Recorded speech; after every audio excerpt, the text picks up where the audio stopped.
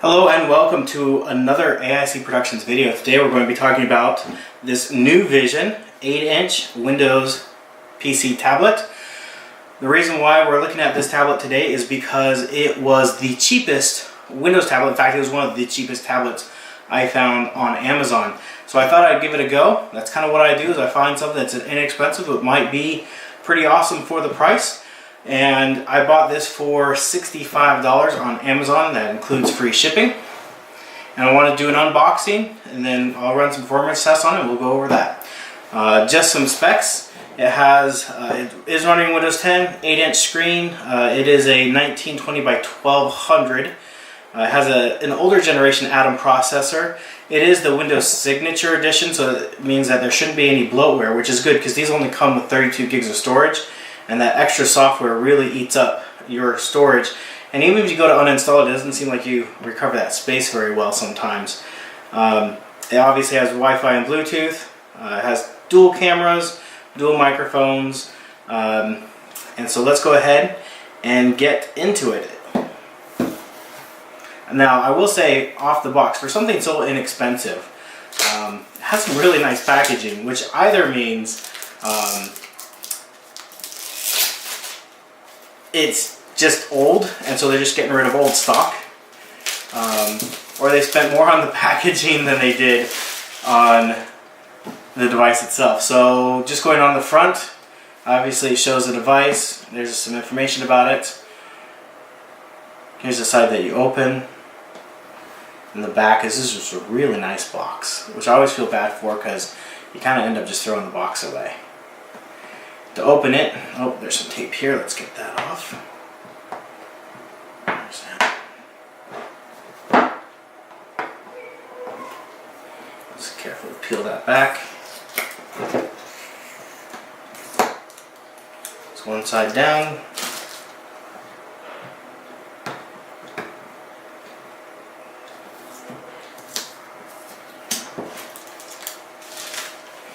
Now, on this side, there's a hole that you stick your finger in, and it just pushes the tablet out. Now, if you're giving something like this to a gift, as a gift to somebody, having something in a nice box, for whatever reason, makes the device, regardless of what you paid for it, feel a lot more premium than it necessarily was. So I will say that is a big plus. Oh, yes, perfect. So there's the tablet, and in here, lift this up, this come out, that whole part comes out. That's some nice, again, just those premium touches just really feel nice. I've bought a lot of inexpensive devices over the years, and this definitely has a lot higher quality feel to it than what I'm typically used to with this sort of product. How in the world do I get this open? There we go. So this is going to be the charging cable, and this should be the charging brick. There you go.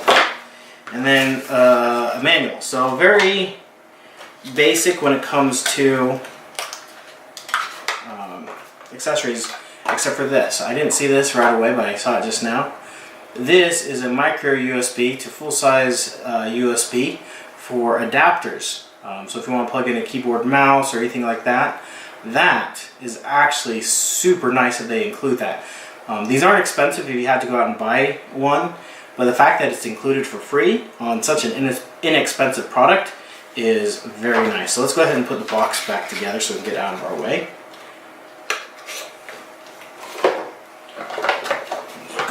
Back up the way we found it. Yeah, I know, again, packaging shouldn't mean that much. It's just a box, but let me tell you, when you're touching something for the first time, the packaging says a lot about it, and this is really nice packaging. It really is. Quite impressed.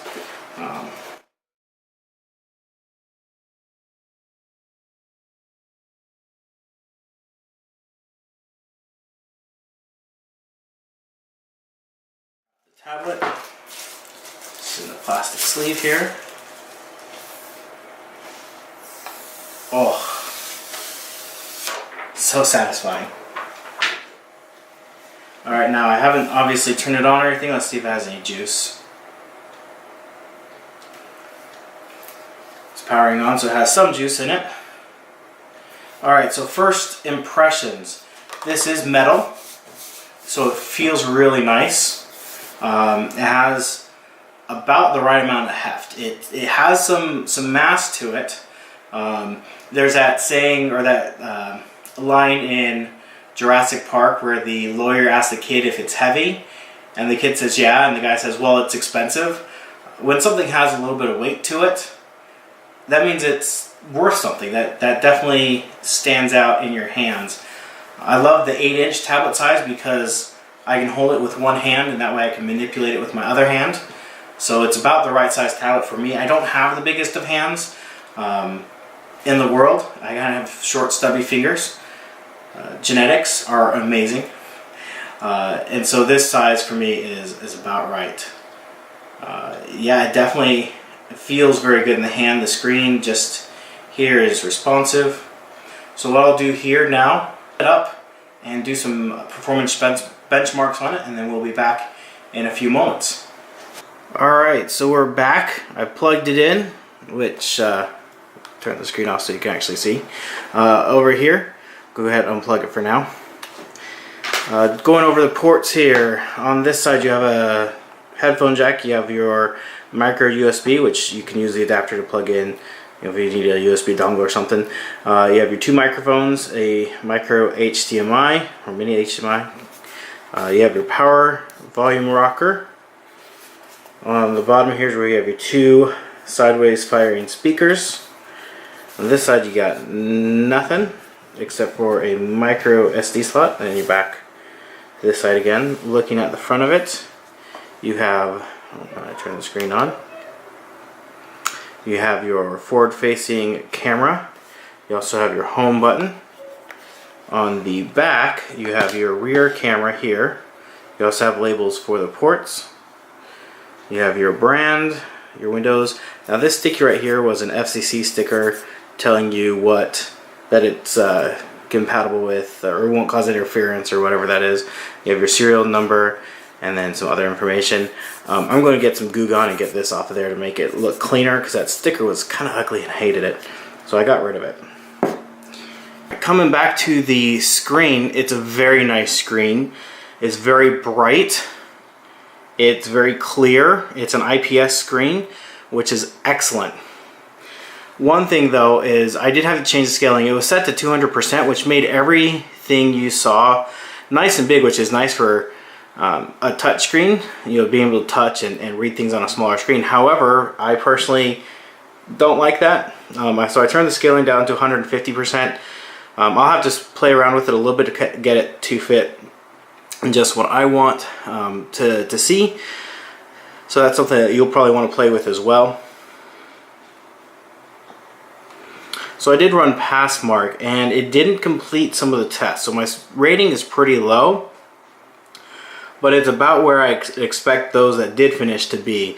And I'll show you this here real quick. When I bought this on Amazon, it said it had a 3735F processor, but it actually has an X5 Z8300 processor, so it's actually a significantly better processor than I was expecting. And I haven't done anything to sort to see if I clear up any space or anything, but it has 17 gigs available. I did install Passmark, but that only takes up a few megabytes. So CPU marks about where I expected. It's not far off from a Celeron processor. Same with the 3D graphics marks. It failed the 2D graphic marks, and I'll go over that here in just a moment. Memory mark and disk mark, again, about where I would expect them to be on this system. So not great, but not absolutely awful. Now the reason why you buy the system is not necessarily for gaming. You use it for multimedia, You use it for watching videos, YouTube videos. So here's a video I have. I have it uploaded. This is on one of my other channels. It's uploaded in 1080 and it has music. License-free music, fortunately. Go ahead and full screen this and see how it plays. And I've set it to 1080. So the speakers, I'll turn them down here just a moment, are not the loudest or clearest.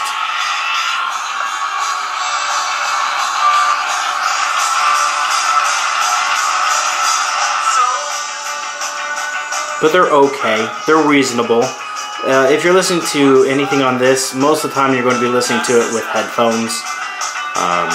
You're not going to be spending a lot of time listening to a lot of video on here with music. I did have it turned up all the way, which does make them blare a little bit. Yeah, they're just not very loud, which is not unexpected for this quality of laptop. Now, I was charging it, and when I did the pass mark, I did have it on the charger, and it got quite hot up here at the top where the charger plugs into. I'm guessing this is where the voltage goes through and charges the battery. It gets quite warm. It's still warm from that, so I'm going to let it cool down a bit, and then I'll run some sort of graphics test on here for the battery life to kind of see if I were to max everything out, what the battery life would give me. But it says it gives you about 6 hours of battery life, which I could see it doing if you reduce your battery, your brightness a little bit, put on battery saver mode, and you don't do a lot of multimedia. It is quite responsive, loading up web pages.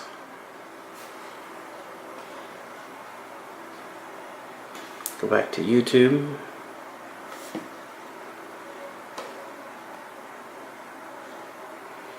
Now, I'm not going to do any gaming on this. It's not meant for gaming. It's meant for things like some multimedia. It's meant for email. It's meant for just your most basic of computing needs.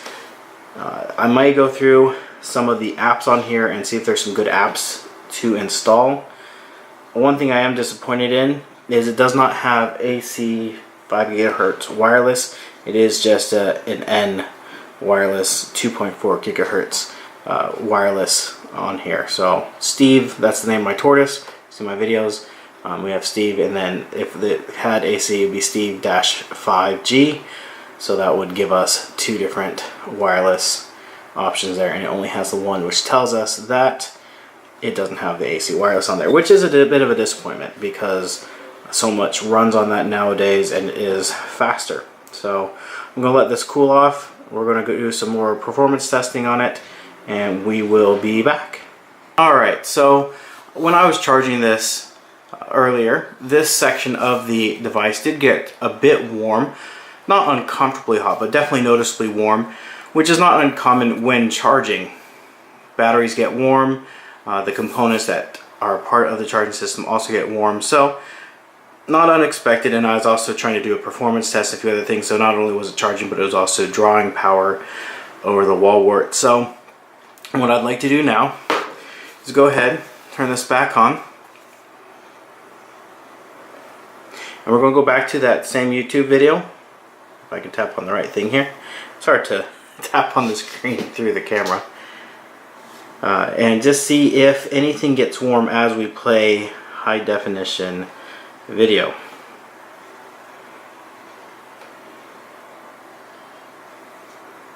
Oh, wrong thing. YouTube.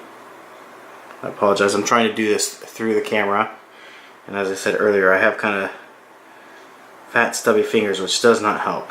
So we'll go ahead, make sure this is set to 1080, and full screen it. Close the ad.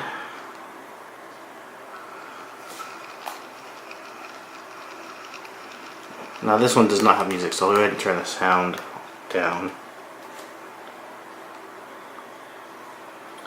And what I'm doing is I'm trying to feel if any part of the back gets warm, because with it being running at full screen, I got bumped out of full screen. With it running at full screen, it is using the graphics processor to display the video. It's using the CPU to decode the video, and it's also using the wireless to pull the data stream off the internet. So it's using quite a few of the components, and I'm just feeling the back. And once again, it is getting slightly, like it's warmer here than it is here on the back. So I'm just holding it in landscape mode. Yeah, so this is actually doing just fine. So this top section here is typically where you don't hold it. This is the top edge. Typically you hold it in portrait mode like this. I'll switch over. And so your hands aren't normally at this upper edge here. It's usually exposed to the air just anyways, and so you can hold it and you won't be getting your hands hot and sweaty while you hold it in the lower section of the tablet. So as far as battery life, I don't think that the battery life is as accurate or as long as they say that it's going to be. Now, I did charge up to 94%, not 100%, but I did drop the brightness slightly, and while I am playing video, that should not be that big of an issue, and it is giving me about a 3.5 hour battery life. So that's about what I would expect running video on a system like this. Obviously, if you're doing something else, basic web browsing, checking your email, things like that, it should last a lot longer. In fact, something like this should really last you most of the day, since you're not going to be using it constantly. And also, you can drop the brightness down again even more. You can turn the speakers down. That saves you some battery life. But all in all, for the $65 I paid for it, I'm very happy with this. I think it is an excellent value.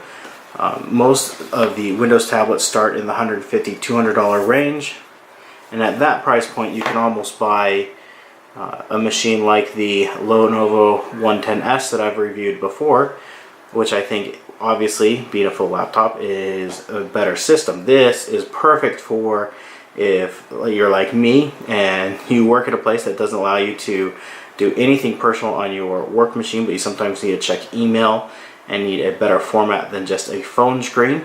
Or if you want something that's quick and easy to take with you to watch media, you can add an SD card and add another couple hundred gigs worth of storage on there to throw media such as videos and music on there to watch. I think it's perfect for something like that.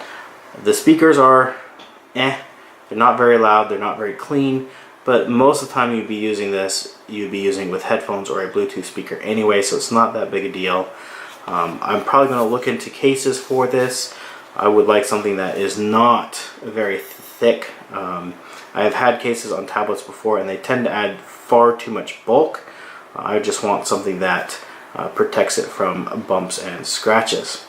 Anyways, thank you for watching. Again, this has been the cheapest Windows tablet I could find on Amazon, and I hope you have a great day.